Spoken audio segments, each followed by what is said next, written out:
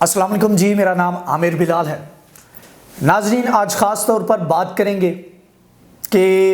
पाकिस्तान के ऊपर किस तरीके से प्रेशर डाला जा रहा था, जा रहा है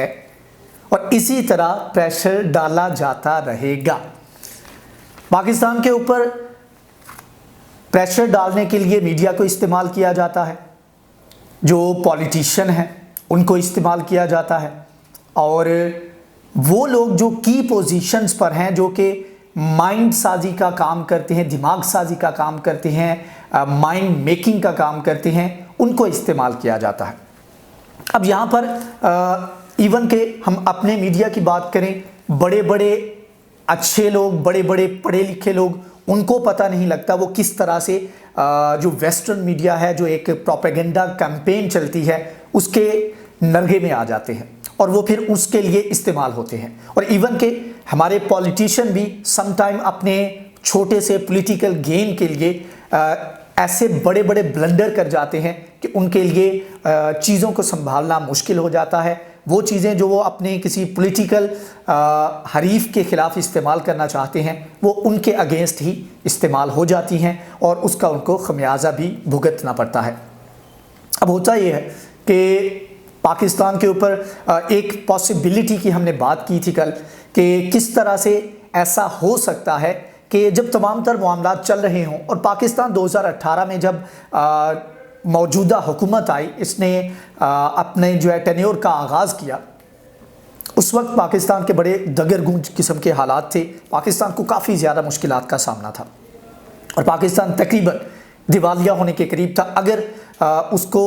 प्रॉपरली हैंडल ना किया जाता तो पाकिस्तान के लिए आने वाले वक्त में बहुत ज़्यादा मुश्किलात सामने आ सकती थी। राइटफुली सो, पाकिस्तान ने बहुत ज़्यादा मुश्किलात का सामना भी किया, लेकिन उस वक्त ये हुआ कि पाकिस्तान के ऊपर एक प्रेशर डाला गया, या ऐसे कह लें कि एक प्रपोज़ल रखा गया कि आपके हालात इतने ख़राब हैं, हम आपको बेल आउट कर लेंगे, हम आपकी मदद करते हैं, लेकिन आपको बदले में ये करना पड़ेगा। तो पाकिस्तान की उस वक्त ज़रूरत भी थी और इमरान खान जो कि प्राइम मिनिस्टर है पाकिस्तान के, उनकी जानिब से ये कहा भी गया कि अगर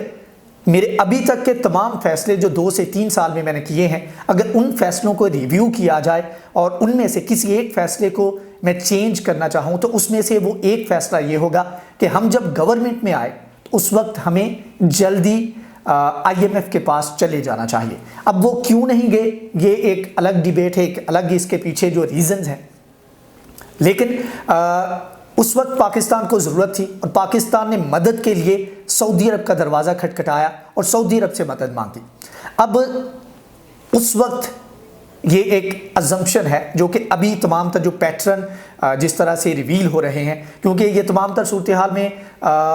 इससे पहले कभी भी सऊदी अरब की जानिब से कोई फेवर दे के इस तरह का कभी भी मुतालबा किसी भी कंट्री के साथ नहीं किया गया, और ख़ास तौर पर पाकिस्तान के साथ कि हमने आपको पैसे दिए, हमने आपको ये फेवर दी, आपने हमारी बात नहीं मानी, आप हमें ये वापस कर दें। जिस तरह से अभी ये $3 बिलियन जो थे वो अभी हम सऊदी अरब को वापस कर रहे हैं। तो इसका जो लगता है वो ये होगा कि पाकिस्तान के सामने प्रपोज़ल रखा गया होगा कि आप इजराइल को तस्लीम करें, हम आपकी मदद करते हैं। पाकिस्तान ने कहा कि ठीक है, हम तो वैसे ही मतलब कि दिवालिया होने के करीब है, तो आप हमारी मदद करें, हमें इतना जो है वो आप हेल्प करें, तो उसके बाद फिर हम इसके बारे में सोचेंगे।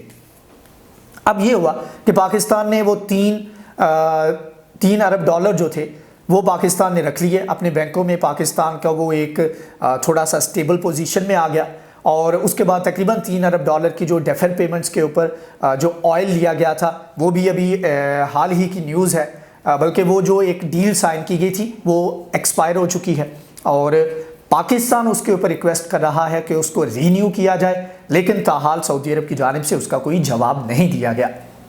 तो ये इस तरह की फेवर दी गई थी सऊदी अरब की जानिब से। अब जब चीज़ें थोड़ा सा स्टेबल हुई, थोड़ा सा नॉर्मल हुई पाकिस्तान के लिए, तो दोबारा से उस वक्त तक कैंपेन जो है पूरे ज़ोरों से चल रही थी और सऊदी अरब ने जब अपने आप को अपने ताल्लुकात बेहतर बनाने के लिए, नॉर्मलाइज करने के लिए अरब वर्ल्ड के साथ राब्ते शुरू किए, तो ये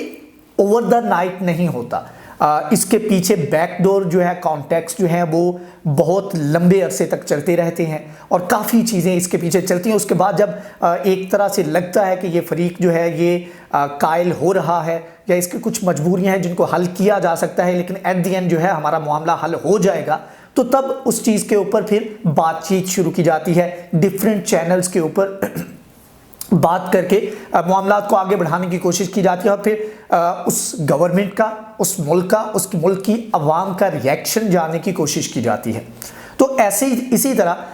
اس وقت یہ ساری کمپین چل پڑی اور جب انہوں نے پاکستان سے رابطہ کیا کہ اچھا جی اب ہم نے آپ کو فیور دی, آپ اب ہمیں تسلیم کریں, ہمارے ساتھ معاملات بہتر کریں, تو پاکستان نے انکار کر دیا. تو جب پاکستان نے انکار کیا تو انہوں نے کہا کہ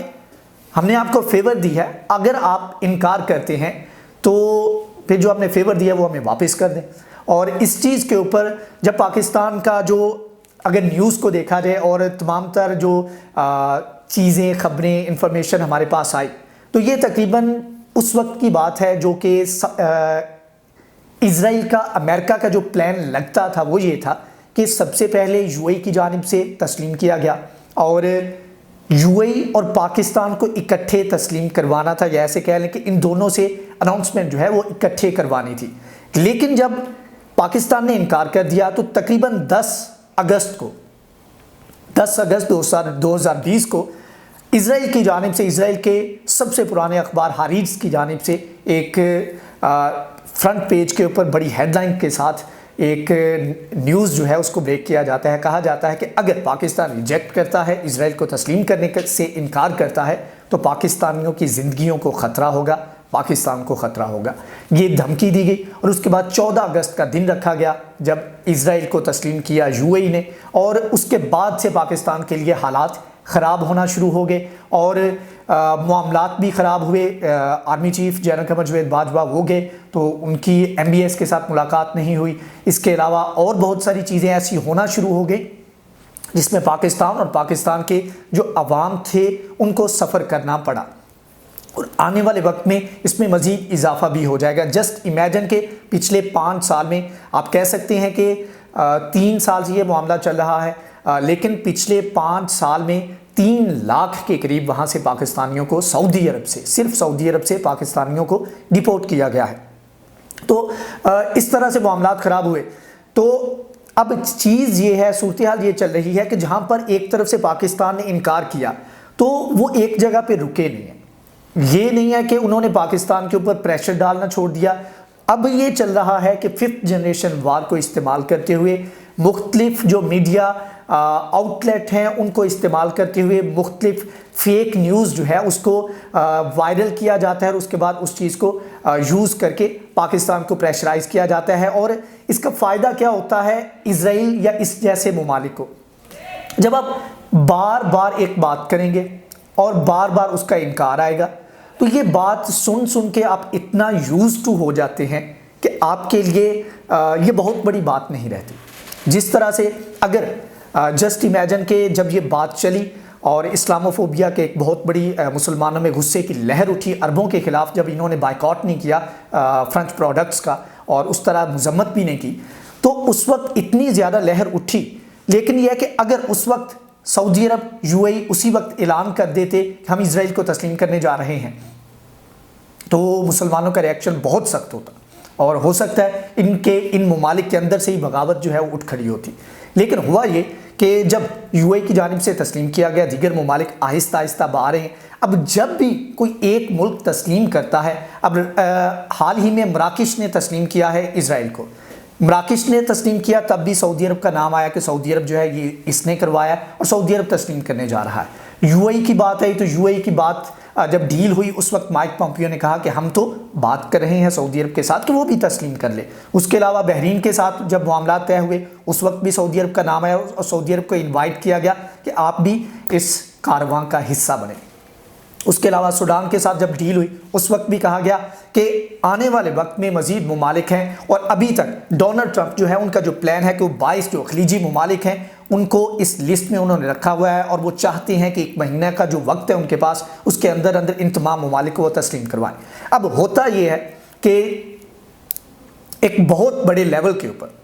جب प्राइम मिनिस्टर इमरान खान ने 3 से 4 मरतबा ऑफिशियली ऑन रिकॉर्ड वाज़ेह तौर पर इनकार किया कि सवाल ही पैदा नहीं होता कि हम वहाँ पर जाकर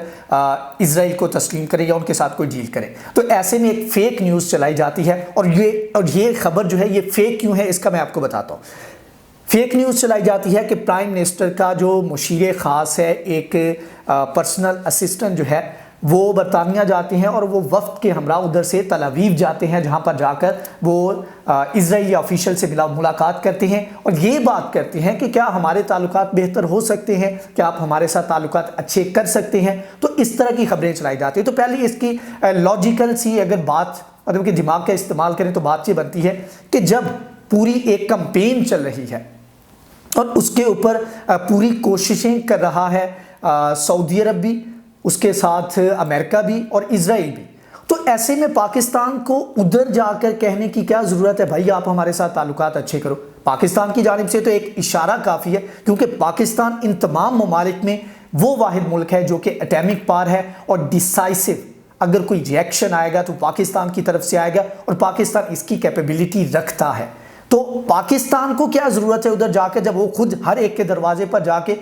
उनसे रिक्वेस्ट कर रहे हैं कि आप हमारे साथ ताल्लुकात बेहतर कर लो। तो ऐसे में ये एक बड़ा अजीब सा और मज़े का खेस सा लगता है कि पाकिस्तान को कोई वक्त उधर वहाँ पर गया होगा।